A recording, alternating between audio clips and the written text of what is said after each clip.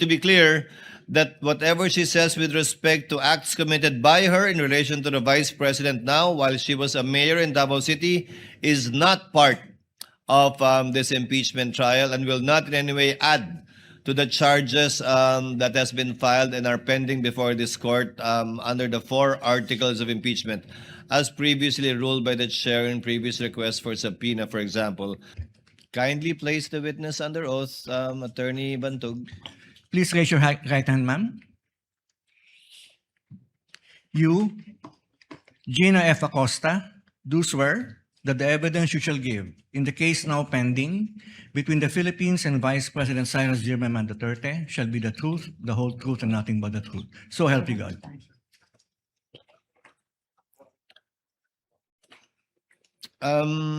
Ms. Gina, and also for the information of the counsel for the parties, we have on hand a nurse from the Senate and on call the doctors of the Senate.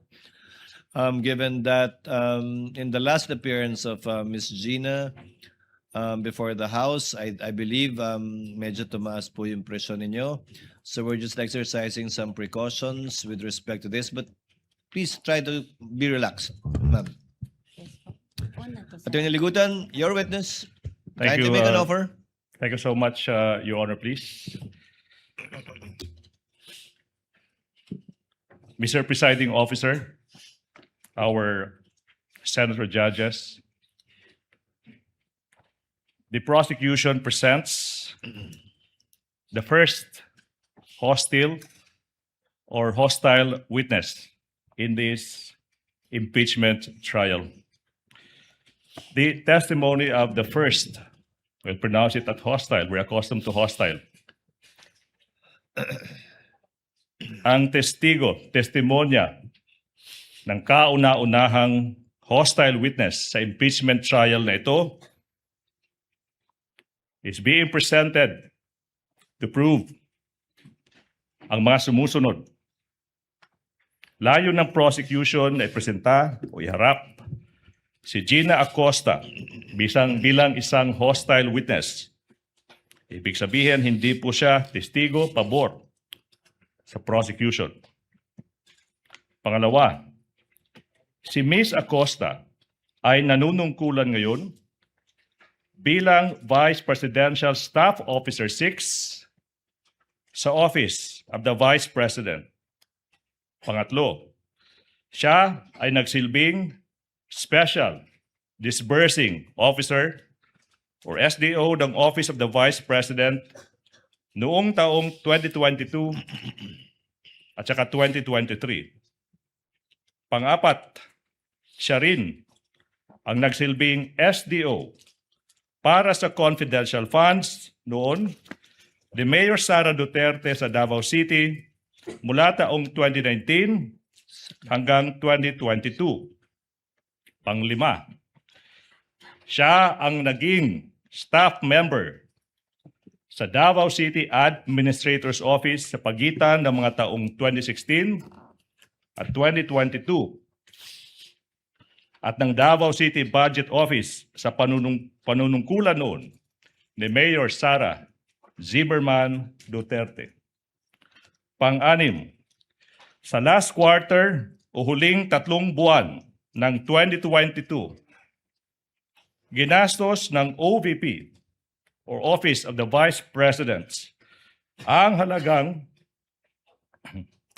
125 million pesos na confidential funds sa loob lamang ng 11 araw sa ilalim at pamamahala at pangangasiwa ng Vice Presidente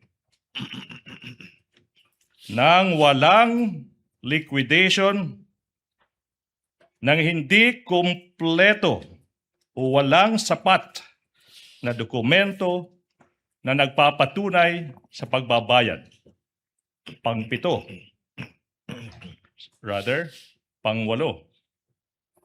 Inatasan ng Vice Presidente ang witness na i-encash ang kabuuhang halaga na 500 million pesos or kalahating bilyon noong ika-20 ng Disyembre 2022, ika-6 ng Pebrero, ika-25 ng Abril, at ika-14 ng Hulyo 2023. I skip number 7, sorry. Sa tatlong 3 quarters ng 2023, ginastos ng OVP ang halagang 375 million na confidential funds sa ilalim ng pamamahala at pangangasiwa ng Vice Presidente nang walang liquidation, wastong liquidation rather, nang hindi kompleto o walang sapat na mga dokumento na nagpapatunay sa pagbabayad. Let's go to number 9. Ang lahat ng confidential funds na inilaan sa OVP ay na-withdraw in cold cash na nagkakahalagang kalahating bilyong piso noong December 20, 2022, February 6, April 25, at July 14, 2023. Pang-10, inutusan ni VP Sara na ibigay ang kabuuhang 500 million pesos, 500 million pesos in cold cash sa security officer ng OVP na si Colonel Lachica na hindi isang accountable officer, isang paglabag sa batas. Sa Joint Circular 2015-01, pang-11, ang ginagawang disbursements ng confidential funds sa ilalim ng Office of the Vice President. Ang ginawang disbursements ay maraming bahid o namumutakti sa pagsuway at paglabag sa Joint Circular 2015-01. 12, bigo ang respondent, Vice President, na maliquidate ang kabuuhang halaga na 500 million pesos na pera ng bayan, 500 million pesos, alinsunod sa demand o kahingian ng Joint Circular 2015-01. Pang-13, dahil dito, maituturing na ginastos ng Vice Presidente sa pansariling gamit at kapakinabangan ang 500 million pesos na pera ng bayan na confidential funds ng Office of the Vice President. Lastly, Your Honor, please, tutukuyin ng witness ang mga dokumentong may kaugnayan sa mga aligasyong nakasaad sa Articles of Impeachment. That's for the offer. Comment, Attorney Bacuel? Your Honor, for purposes number 2 and 3, we are willing to stipulate. We note that for purpose 3, this was already part of the admissions of the parties in the pretrial order. And it's contained in Part 1A, Item 2.8 of the pretrial order, Your Honor. For purpose number 4 and 5, as regards the confidential funds in Davao City and the position of the witness as SDO of Davao City, we would like to object on the ground of irrelevance, Your Honor, considering that for the simple reason that the confidential funds in Davao City are not part of the allegations in the articles of impeachment. So there's really no fact in issue to be proved by the testimony of the witness, Your Honor. And for all the other purposes, Your Honor, these are subject to cross-examination. What does Attorney Ligutan say with respect to counsel's stipulation to your second and third offer? The stipulation is well taken, Your Honor, please. So therefore, it is established na si Ms. Acosta ay ngayon nanunungkulan bilang Vice Presidential Staff Officer 6, saka nagsilbi siyang Special Disbursing Officer noong taong 2022 saka 2023. However, Your Honor, please, yung punto na walang relevance, yung naging pagsisilbi as SDO para sa confidential funds mula 2019 tsaka 2022, tsaka I think yun, di ba? Your Honor, please, we beg to disagree. It is very much relevant in today's proceedings, considering, Your Honor, please, that it is her experience as the SDO of Davao City in those inclusive years that led the Vice President to also bring her to the office of the Vice President and do the things they did in Davao City, this time with the money of the office of the Vice President. That is very much relevant to the prosecution's case, Your Honor, please. May I respond, Your Honor? Yes, before the presiding officer makes a ruling, counsel. Yes, Your Honor. The rebuttal presented by the prosecution is wrong, considering that there's no such allegation in the articles of impeachment, Your Honor.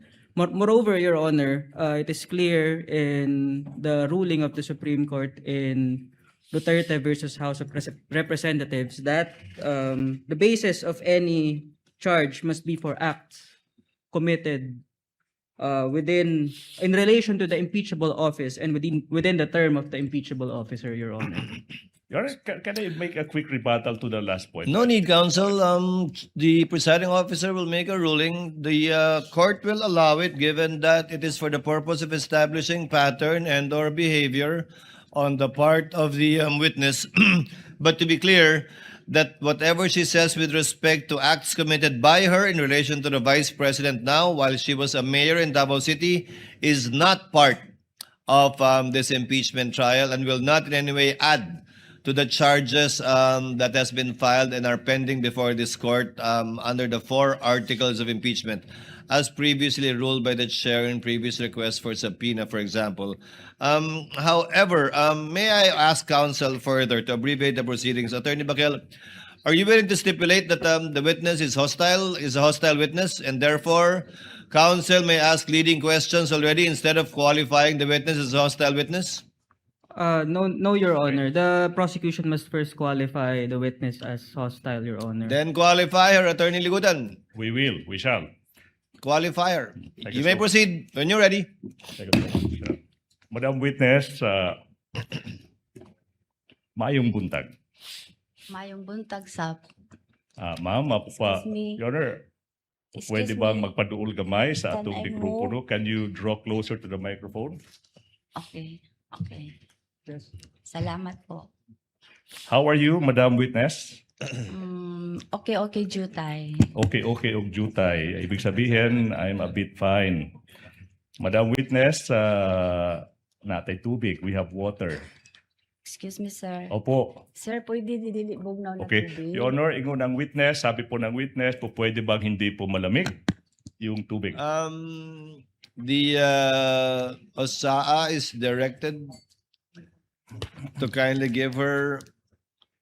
Ma'am Gina, you prefer warm water? Hindi naman daw po malamig yan, pero baka dahil sa aircon na lang lumamig. Ano lang po, sir, yung kung merong maligamgam. Maligam-gam na lang po. Mas Pakibigyan na lang po better ng po. maligam-gam. Salamat po. Mm-mm. You're welcome, ma'am. Mm-mm. You may proceed, Attorney Ligutan. Salamat, ma'am. May buntag na. Why are you here today, if you know? Na ako diri tungod sa akong sabwena. Okay. Nagipatawag ko diri sa Senado pizza Um, August. With your permission, Attorney Ligutan, kung papahintulutan niyo po, Ms. Gina, pwede po gamitin po ninyo para mas maunawaan ng mas nakararami, Ingles o Pilipino sa pagsagot? Your Honor, pwede po haluan ng Bisaya, Your Honor. Sige po, basta ma-translate ni Attorney Ligutan without any objection from the respondent yung ibang mga kataga o salita Your Honor. na gagamitin ninyo. Your Honor, Yes. may we request an interpreter from this honorable court if this honorable court would allow, so that the defense would be able to easily understand the statements of the witness. We have a senator judge who can interpret, but I doubt if I can do that or will do that. Well, Okay. Ma'am, Your Honor, I have a proposition. Ma'am Acosta, alala ko when you testified before the Committee on Good Government sa House of Representatives, ma'am, we spoke in Tagalog, then siningitan natin ng our great Bisaya language, no? Ma'am, pero po, para po mas mabilis, kung po pwede po, no, let's try as much as we could po to speak Tagalog. Kung po pwede lang, ha? And then if you really have to speak Bisaya, then of course, hindi po pinagbabawal yan. We should be proud of it. Pero kung po pwede po, Tagalog po tayo. I-try po na ako, sir. I will try my best po. Let's try our best po, madam. Sige ma'am, while we're looking for a court-appointed or selected translator to get an official translation, hanggang kaya ma'am, pero kung hindi po, kung hindi po kayang gamitin ng Ingles o wikang Pilipino, gamitin niyo po ang Bisaya o Cebuano, subukan po namin unawain at interpret. Alright. You may proceed, Attorney Ligudan. Salamat. Ma'am, sinabi mo, andito ka kasi nga pinasabina ka. Pinasabina ng impeachment court, di ba po ba? Yes po. Ma'am, na-mention din, nasabi rin na ikaw ay isang special disbursing officer, hindi lang sa Davao City, pati na rin sa Office of the Vice President. Yung tanong now is, what funds? What funds? Anong klaseng pondo po yung didi-disburse nyo bilang isang special disbursing officer po? Confidential funds po, Your Honor. Confidential funds. So na-mention mo yung confidential funds. Now, sinabi mo ma'am na ikaw ay andito kasi nga napasabpina ka. Ma'am, yung tanong ma'am is, ito po ba ang unang pagkakataon na kayo ay napasabpina para tumistigo? This is my second time. Pangalawang time na po ito, Your Honor. Mhm. And then, pag sinabi niyo pong pangalawang time, ma'am, kailan yun? Kailan yung unang pagkakataon? Yung pong sa House of Representatives, Your Honor. Mhm. Now, House of Representatives. Maalala nyo yung petsa, ma'am? Kailan kayo nag-appear before the House of Representatives? November 2025. November 2025. Mhm. Taon po is? Anong taon? No, 2025. Hindi po 2024? 2020. Sandali lang, sir, ha? Sige. Anyways, ma'am, basta sinasabi nyo po, secondary na po yung taon because it's on record naman. Pero nasabi nyo, ito po yung pangalawang pagkakataon na kayo ay naimbitahan po na tumistigo kasi po may sabpina. Now, yung tanong, ma'am, is this is preliminary question. Ikaw ba ay nakatanggap na ng isang reklamong kriminal or administratiba na may pagkakaugnay sa paggamit ng confidential funds? Leading, Your Honor. Exactly, I just said preliminary, Your Honor. Preliminary, counsel. Witness may answer. Wala, Your Honor. Aha. So sinasabi mo, mama, na wala pa kayong natatanggap na reklamo. Yun po yung sagot nyo, di ba, ma'am?